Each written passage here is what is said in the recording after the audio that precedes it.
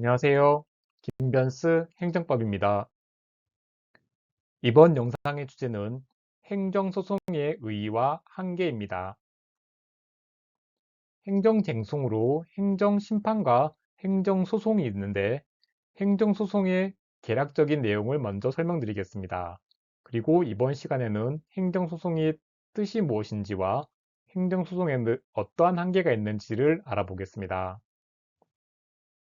한계와 관련해서 사법 본질에 따른 한계, 그 중에서도 구체적 규범 통제가 자주 시험에 출제되고 있습니다.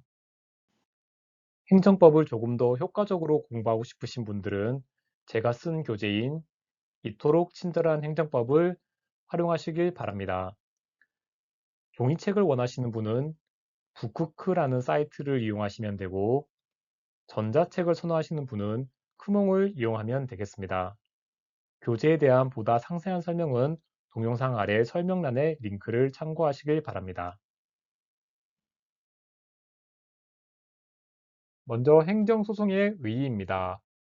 행정소송이라는 건 행정작용과 관련해서 위법하게 권리를 침해당한 자가 있을 때 이러한 행정작용에 대해서 소송을 제기하고 법원이 이러한 행정작용이 위법한지 적법한지를 판단하는 과정입니다. 행정소송과 민사소송을 구별해서 보면 행정소송은 공법 관계를 규율하는 소송입니다. 이에 반해서 민사소송은 개인과 개인 사이의 사법 관계를 규율하는 소송이죠. 행정소송은 두 가지 기능이 있는데 첫 번째는 권리를 구제하는 기능입니다. 앞서 말씀드린 것처럼 위법한 행정작용을 인해서 권리를 침해당한 자가 그 권리를 구제해가는 과정인 것입니다. 또한 행정을 통제하는 기능도 있는데 법원이 행정작용에 대해서 적법성을 심사하면 행정작용이 법에 적합하게 행해지는 겁니다. 다음은 행정소송의 한계에 대해서 알아보겠습니다. 한계는 사법 본질에 따른 한계와 권력 분립에 따른 한계가 있습니다. 먼저 사법 본질에 따른 한계를 보겠습니다. 행정소송의 대상이 되는 것은 구체적인 법률상의 권리 의무에 관한 사건입니다. 구체적인 권리 의무에 관한 사건이 아니면 소송의 대상이 되지 않는다는 것인데요. 구체적으로 살펴보면 첫 번째, 비권력적 사실행위 혹은 단순한 사실관계의 존부를 확인하는 것입니다. 이러한 것들은 개인의 권리 의무에 직접적인 영향을 미치지 않기 때문에 행정소송의 대상이 되지 않는데요. 관련 판례를 보시면 일제치하에서 독립운동에 참가한 단체와 독립운동가의 활동상을 잘못 기술했다라는 사정은 역사적으로 보면 명확하게 규명을 해야 하는 사안이지만 이것 자체가 특정한 사람의 권리, 의무에 직접적인 영향을 미친다고 보기는 어렵습니다. 그래서 독립운동에 관한 사실관계를 확인해달라 라고 구하는 소송은 상고소송의 대상이 되지 않는 것이죠. 그리고 반사적 이익의 침해가 있는 경우에도 소송의 대상이 아닙니다. 행정소송을 제기할 수 있는 사람은 반사적 이익이 아니라 법률상 이익을 침해당한 자가 제기할 수 있습니다. 이 문제는 원고 적격의 문제와 연결되는데 이건 원고 적격이 나오는 파트에서 조금 더 상세하게 설명을 드리겠습니다. 사법 본질의 한계와 관련해서 추상적 규범 통제라는 걸 잘 알아둘 필요가 있습니다. 추상적 규범 통제와 대비되는 말은 구체적 규범 통제입니다. 추상적 규범 통제라는 건 법령으로 인한 행정작용이 있기 전에 그 법령에 대해서 다투는 걸 추상적 규범 통제라고 부릅니다.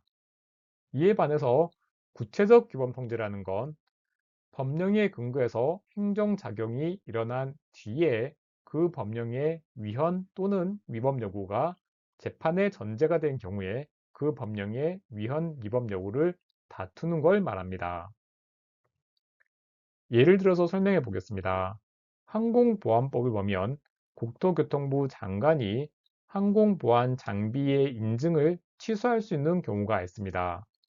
대표적인 경우가 거짓이나 부정한 방법으로 인증을 받은 경우이죠. 이렇게 항공보안법에 위반돼서 그 인증을 취소한다라는 규정이 있는데 그 국토교통부 장관이 인증을 취소하기 전에 이 법령이 문제가 있다라고 생각해서 다투는 건 추상적 규범 통제입니다. 이에 반해서 항공보안법의 근거에서 인증 취소라는 처분이 이루어진 뒤에 이 항공보안법 규정에 대해서 다투게 될 때는 이건 구체적 규범 통제가 되는 겁니다. 추상적 규범 통제가 인정되는지를 보겠습니다. 원칙적으로는 추상적 규범 통제가 인정이 되지 않는데요. 법령이라는 건 일반적이고 추상적인 효력을 가질 뿐입니다. 따라서 법령 자체가 있다고 해서 누군가에게 직접적이고 구체적인 권리 의무에 영향을 미치지 않기 때문에 원칙적으로 법령은 행정소송의 대상이 되지는 않습니다. 하지만 예외적으로 법령 그 자체가 국민의 권리 의무에 직접 영향을 주는 경우가 있습니다. 이런 경우에는 구체적 성질을 가지기 때문에 행정소송의 대상이 될 수 있는데요. 대표적인 사례가 두밀분교 폐지조례 같은 것들이 있습니다. 다음은 권력 분립에 따른 한계입니다. 법률적인 분쟁에 대해서는 사법부가 판단을 할 수 있는 것이 원칙입니다. 하지만 아무리 사법부라고 하더라도 행정부나 입법부의 권한을 완전히 침해할 수는 없기 때문에 일정한 한계를 가집니다. 대표적인 경우가 무명항고 소송인데 판례는 의무이행 소송이나 예방적 부작위 소송을 인정하지 않고 있습니다. 의무이행 소송이 무엇이고 예방적 부작위 소송이 무엇인지는 소송의 종류 파트에서 조금 더 상세하게 설명을 드리겠습니다. 영상을 시청해 주셔서 감사합니다.